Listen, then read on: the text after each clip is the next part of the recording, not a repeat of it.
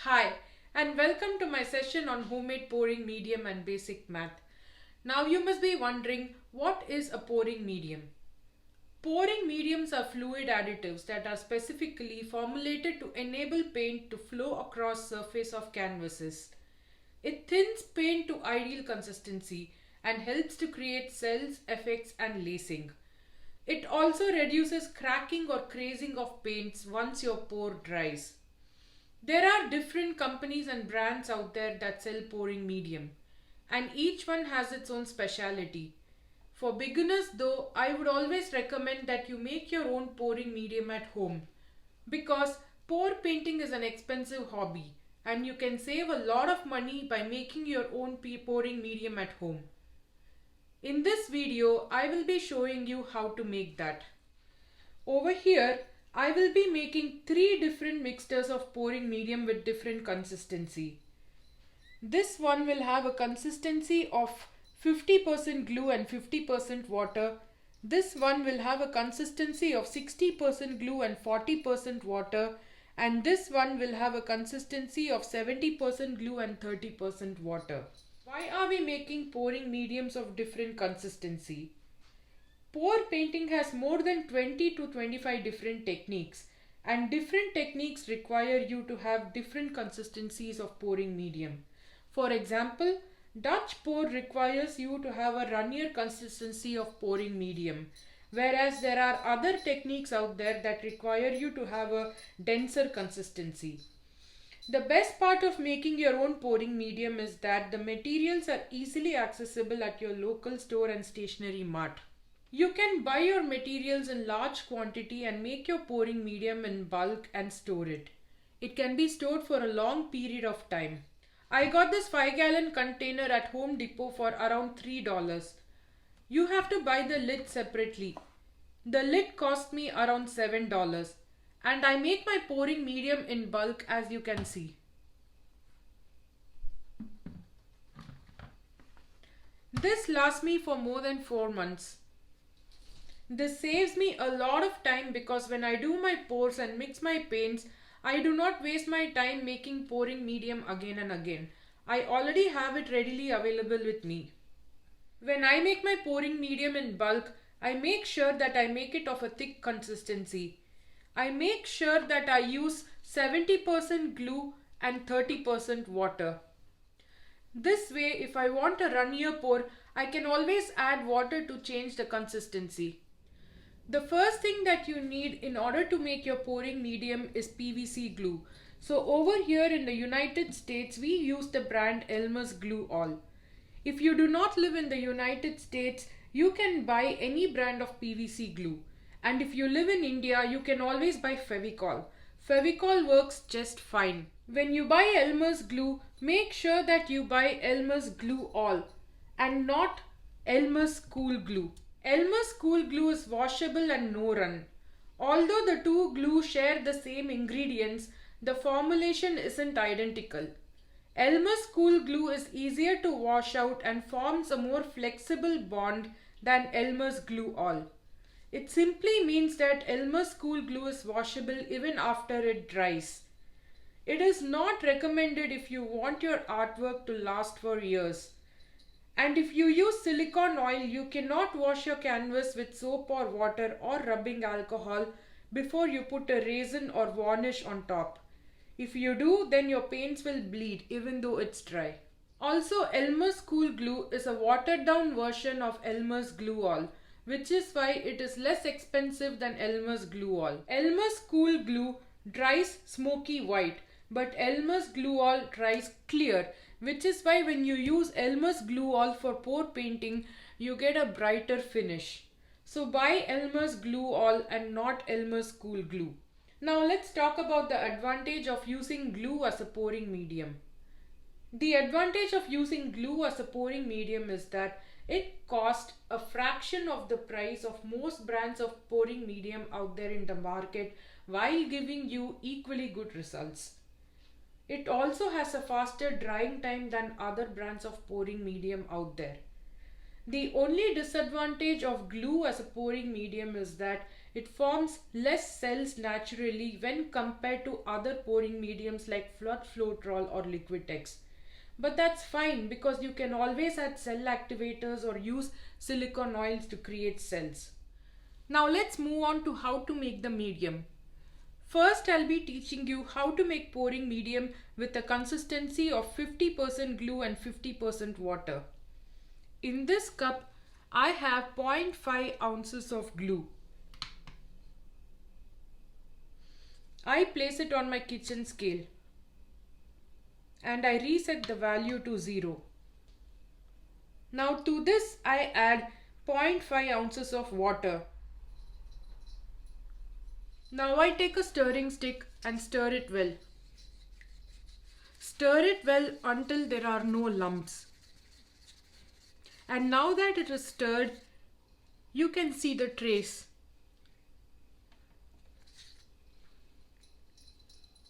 This is quite a runny trace.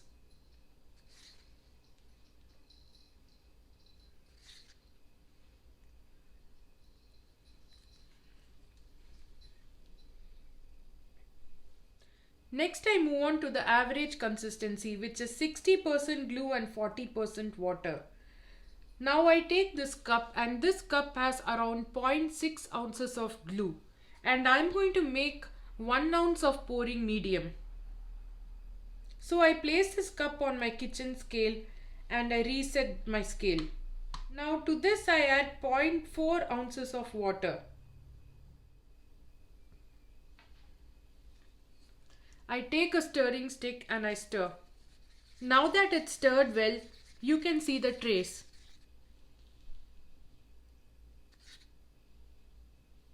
You can see that it is thicker than the consistency made out of 50% glue and 50% water.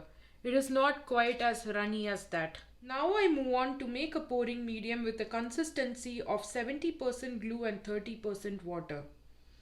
I am going to make 1 ounce of pouring medium. In this cup I have 0.7 ounces of glue. I place it on my kitchen scale. I reset my kitchen scale. And now to this I add 0.3 ounces of water. And now I take my stirring stick and I stir. I have now got rid of all the lumps, and now you can see the trace. You can see how thick it is. It is much thicker than the other two consistencies of pouring medium.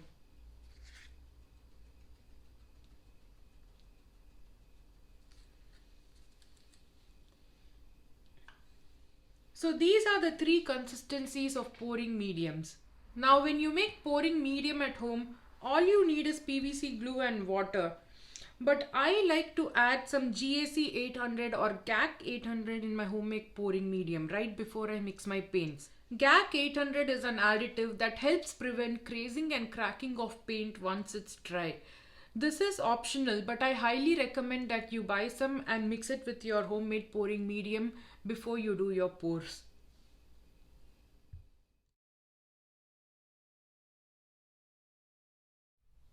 So I did an experiment off camera to test how different consistencies of pouring medium reacts with paints and flows on the canvas.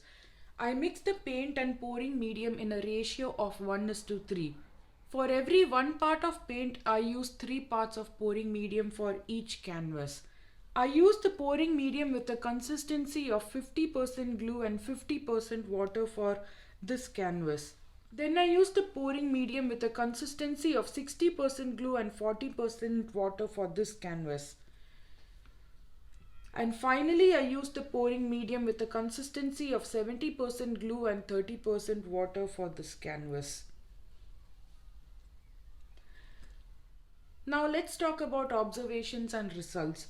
These are the dried results. So what I observed was the one with 50% glue and 50% water was the slowest to dry, whereas the one with the 70% glue and 30% water was the fastest one to dry. This dried somewhere in between. The one with the 50-50 consistency was my runniest pour, and this one was the thickest. This one flowed easily across the canvas, whereas this one had a very low flow rate.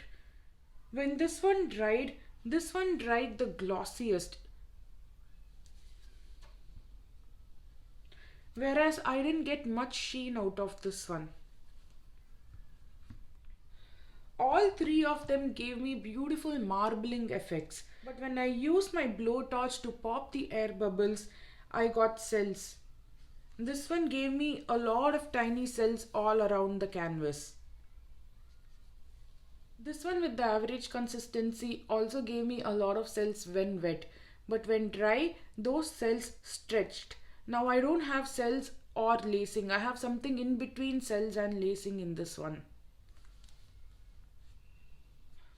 This one with the runniest consistency or the 50-50 consistency dried exactly like how it was when it was wet. This gave me beautiful lacing effects.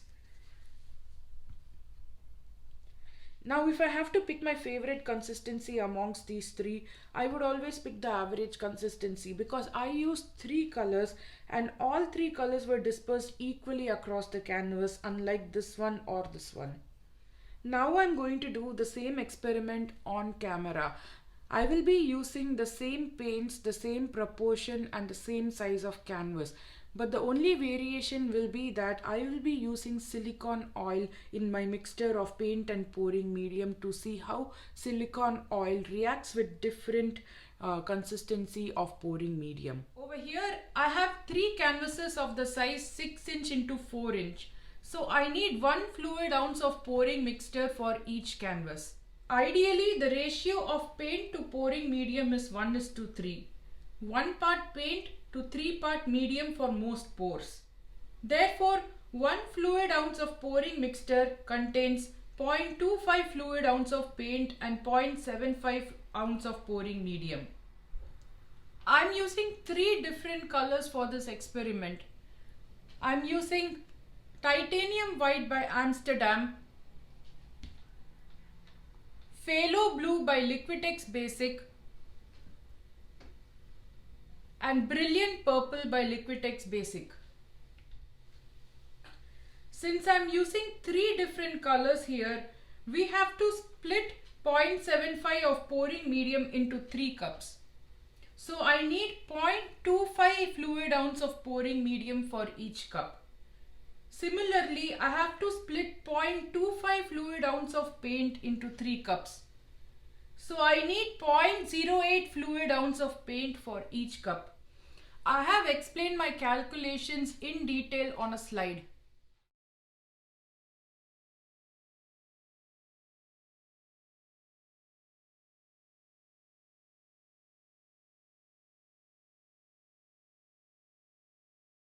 Apart from paint and pouring medium, I have also mixed 2 drops of silicone oil in each cup. We start off with the pouring medium, which is made out of 50% glue and 50% water. I will be pouring the colors in the same order in the cups for all 3 canvases to get similar results. I start off with white and then I mix some purple. And finally, I use some blue. I keep pouring my colors in the same order until I've mixed all my paints. And now I flip the paint.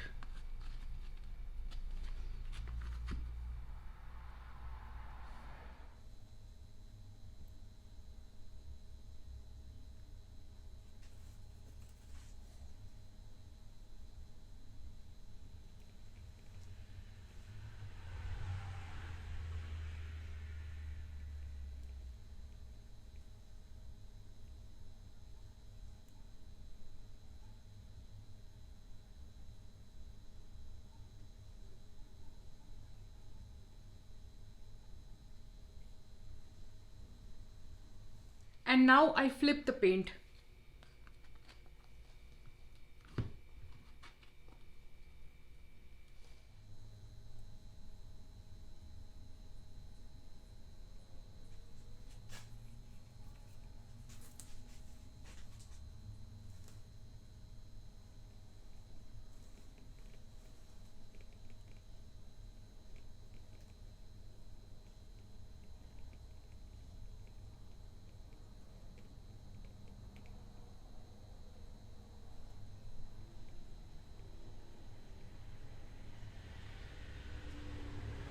And now I flip the cup on the canvas.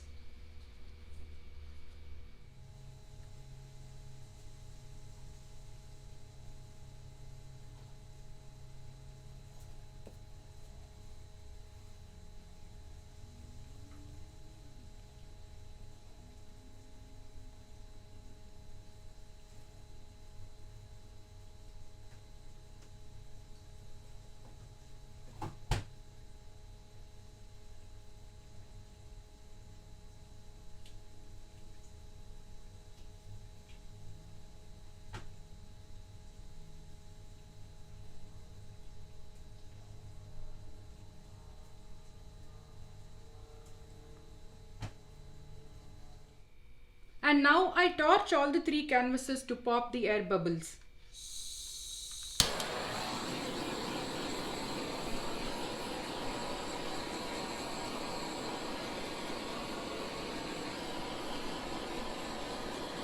We observe that the pouring medium with the consistency 50% glue and 50% water flowed the fastest across the canvas.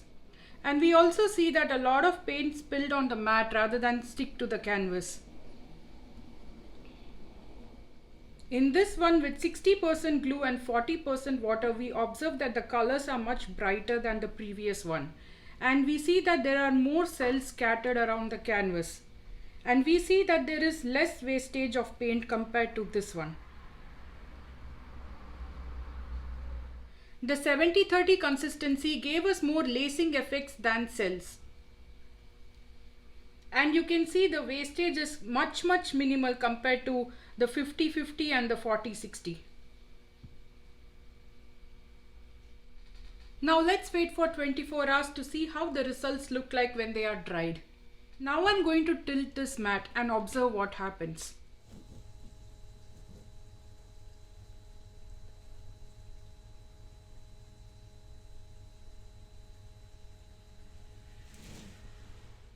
What do you observe? You observe that the puddle made out of 50% glue and 50% water has the maximum coverage and flow rate. It flowed all the way down to my mat. Then you observe that the puddle with 60-60 consistency has a good flow rate too, but it doesn't have that much of a coverage as much as the 50-50. And then finally the 70-30 has the minimum flow rate and minimum rate of coverage. So this is very good for Dutch pours, and these are good for other kind of pours. It's been 24 hours now. These are the results of the dried pour of the experiment that I did off camera without silicone oil. And these are the results of the dried pour of the experiment that I did on camera with silicone oil. This is the one with 50% glue and 50% water. This is the one with 60% glue and 40% water.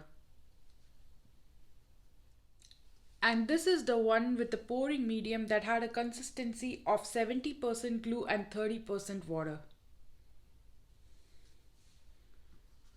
Let's talk about observation. So I observed overnight that the one with the 70% glue and 30% water was the fastest to dry, just like this. And the one with the 50% glue and 50% water was the slowest to dry, just like this. The 50-50 consistency was my runniest pour. So as the painting dried, the cells stretched. The one with 70% glue and 30% water gave me beautiful lacing effects. The best one was the consistency with 60% glue and 40% water, which not only gave me beautiful cells but also pretty lacing effects. The average consistency dried the glossiest, whereas the 50-50 consistency gave me the minimum sheen and gloss. My 70-30 consistency with silicone oil gave me very similar results to the one with 50-50 consistency without silicone oil. If you're into cells, then I would suggest you go for the 60-40 or the average consistency. But if you want beautiful lacing, you can either go for the 70-30 with silicone oil or the 50-50 without silicone oil. I have one suggestion for you though. If you want just marbling effects and you don't want a splatter of cells all around your canvases, then don't use your blowtorch after you swirl your painting. You can pour your paint onto the canvas and then you can torch it for air bubbles and then you can swirl your canvas. If you do that, you won't end up with a splatter of cells like tiny cells like these all over your canvas. That will also prevent natural cells that occur on your canvas because of the silicone oil to not stretch as the painting dries. Now, a lot of people are big fans of cells, whereas a lot of people are a big fan of lacing. But I like both actually, depending on what I'm trying to achieve on my pour. Sometimes, if you look deeply into your pour, I feel that the lacing effect gives a backstory to your pour. For example, this one over here. Now, if you look at this carefully, you can see a beautiful outline of a cat with a long tail and a cute butthole. And if you look at this one carefully, this looks something like a screaming alien from another dimension. I hope you liked the dried results as much as I did. If you found this video to be informative, please click on like and subscribe. Share this with your friends and family. My next video will be a comprehensive one covering different brands of pouring medium and experiments related to the same. Stay tuned, folks.